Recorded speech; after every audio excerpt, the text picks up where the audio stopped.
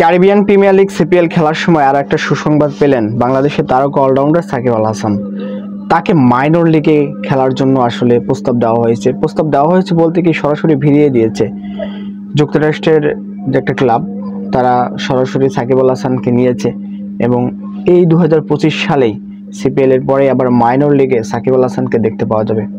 কিন্তু ব্যাটে বলে আমরা অনেকেই সোশ্যাল মিডিয়াতে পোস্ট দেখে, বিশেষ করে বাংলাদেশিরা অনেক বেশি নিয়ে পোস্ট করে, বাংলাদেশের দর্শক যারা সাকিব হ্যাটার্স আছে, যে সাকিব 16 বলে 11 রানের একটা ইনিংস খেলেছেন এই তো গতকালকে। তো এটার জন্য অনেকেই মানে ট্রল করেছেন যে সাকিব আল হাসান টেস্ট খেলছেন টি20তে, ব্যাটিংয়ে ফ্লপ মারছেন, বোলিংয়ে ফ্লপ মারছেন, পারফর্ম করছেন না। পারফর্মবিহীন সাকিব আল হাসানকে কেন অন্য এত লিগে সাকিব আল হাসান ভিড়ছেন বা তাকে ভিড়াচ্ছেন, তার জনপ্রিয়তা বাড়ছে, কেন বাড়ছে?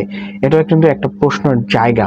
দেখুন, আন্তর্জাতিক ক্রিকেটে বহু বছর ধরে তিনি প্রতিনিধিত্ব করেছে এবং টেস্ট, টি20, ওয়ানডে সব ক্ষেত্রেই তার পারফরমেন্স কিন্তু উজ্জ্বল ছিল এবং তার যে একটা ব্যান্ড ভ্যালু সেটা বিশ্বের সব দল চাইবে।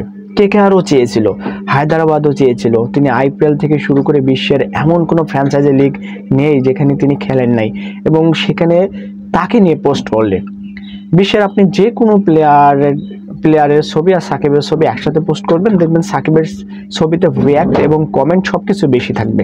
এই যে ব্র্যান্ড ভ্যালু একটা ব্যাপার খেলাধুলার, মানে তার পারফরমেন্সের পাশাপাশি সাকিবের জনপ্রিয়তা যেহেতু বেশি, যুক্তরাষ্ট্রের মাইনর লিগ তাকে দলে ভিড়িয়েছে, ব্র্যান্ড ভ্যালুর জন্য একটা বিচার বিশ্লেষণ তারা করেছেন। যাই হোক না কেন, প্রত্যাবর্তনটা ভালো হোক সাকিবের। সিপিএল আরো অসংখ্য ম্যাচ আছে, সবেমাত্র একটা ম্যাচ খেলেছেন, তার তো ফেরার একটা সুযোগ আছে, ভালো করার সুযোগ আছে। সুযোগ থাকলে বাংলাদেশ দল হয়তো ভেবে দেখতে পারে সাকিব আসলে বাংলাদেশ টিমে কন্ট্রিবিউট করতে পারবেন কি পারবেন না।